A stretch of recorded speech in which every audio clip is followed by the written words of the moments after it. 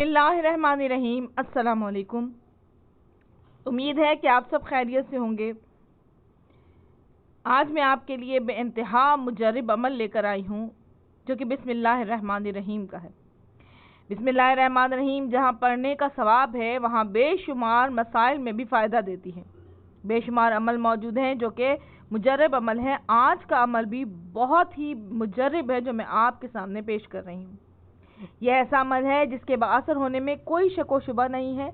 बस सच्चे दिल और कामिल एतकाद से इस अमल को जो भी करेगा इंशाअल्लाह ताला अल्लाह पाक के कलाम से फैज़याब होगा। ये अमल 19 दिन का है। क्यों कि बिस्मिल्लाहिर्रहमानिर्रहीम के हरूफ की तादाद भी 19 है।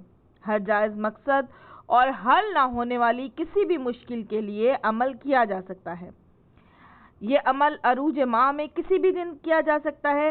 कोई भी फुर्सत का वक्त मुकर्रर कर ले, मगर जो वक्त पहले दिन मुकर्रर करें इसमें तब्दीली नहीं होनी चाहिए और ना ही अमल की जगह तब्दील हो, यानी वक्त और जगह दोनों की पाबंदी के साथ अमल शुरू करना है।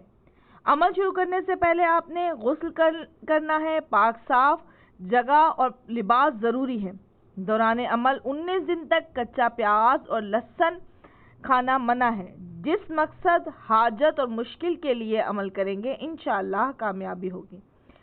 अगर दौरान अमल कामयाबी हो भी जाए तो अमल मुकम्मिल करना होगा।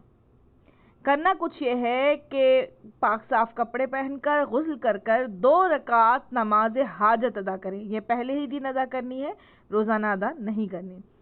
नमाज हाजत पढ़ने के बाद आपने 3 मरतबा दरूद पाक और पहले दिन 786 मरतबा बिस्मिल्लाहिर्रहमानिर्रहीम पढ़ना है और रोज़ाना 786 में 1 का इजाफा करते जाना है। क्योंकि अमल 19 दिन का है तो आखिरी दिन तादाद 805 तक हो जाएगी।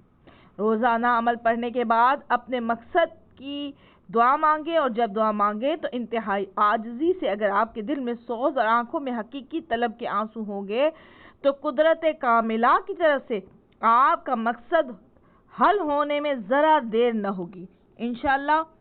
उम्मीद है कि आपको ये वीडियो पसंद आएगी। इसे लाइक कीजिए, शेयर कीजिए। मुझे इजाज़त दीजिए। अल्लाह हाफिज़।